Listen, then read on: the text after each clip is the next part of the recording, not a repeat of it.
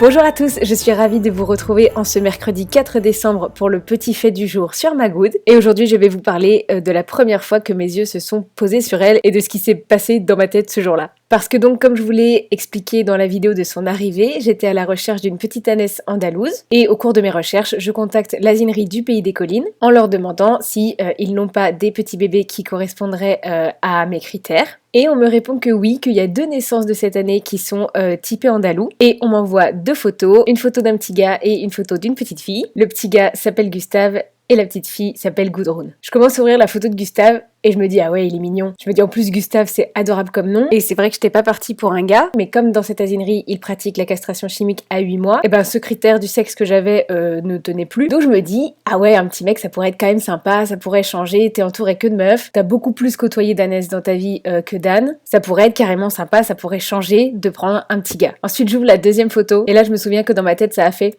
oh waouh. J'ai vu la photo de Good et immédiatement je me suis dit oh mon dieu. Je l'ai trouvée belle, je l'ai trouvée remplie, charpentée, costaud. Et puis bah voilà, il se trouve que moi c'est ça que j'aime. Dès que c'est un peu lourd, un peu avec une grosse ossature, ça me plaît beaucoup. En plus, la tête vraiment bien blanche, vraiment typée andalouse. Et enfin bref, tout de suite elle m'a tapé dans l'œil quoi. Et là je me suis dit bon, vas-y doucement quand même. Un petit mec ce serait vraiment sympa. Et en plus elle a l'air un peu bouclée, ce qui est un peu étrange pour un âne typé andalou. Bon ça se trouve ça tient juste au fait qu'elle est encore anon et donc elle a un petit duvet mais elle a l'air bouclée. Et puis bon le nom aussi, Gustave c'est vraiment chouchou. Gudrun sur le coup je suis pas emballée, donc je me dis ok essaye de rester neutre et puis on va aller les voir, les rencontrer en vrai. Enfin bref mon cœur et ma raison se battaient, même si maintenant après coup je me dis qu'à mon avis la bataille était déjà perdue d'avance en vrai.